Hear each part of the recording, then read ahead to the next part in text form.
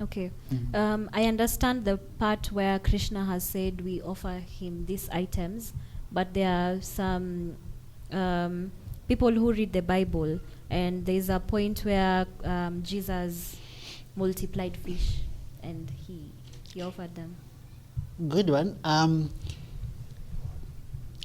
If the scarcity of food, say, we don't just, live to eat. There's a reason why we're in this material world. It's to serve God. But kazi yako is just party after party. Kwenda club, fanya hivi, and you don't do anything for devotional service or anything for God. You just want to eat, enjoy all the time. If you're a preacher, this is also quoted by Srila Prabhupada.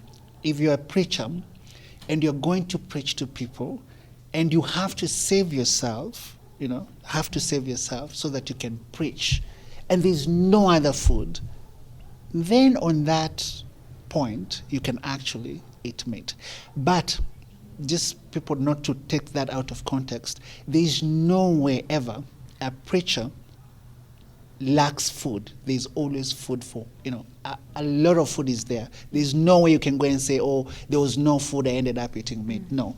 It's becoming a trend, it's becoming a fashion now. Everyone is just getting into meat eating, etc., like that. But not to be very strict, like sometimes to save yourself, there's only some carcass, some dead, and you have to survive to do something big. Then you can eat that to survive, okay? But it's not written anywhere that we should maintain slaughterhouses, butcheries, etc. No. Only on a very extreme situation, then you can engage in meat eating like that. And we can see, you're quoting the Bible, right?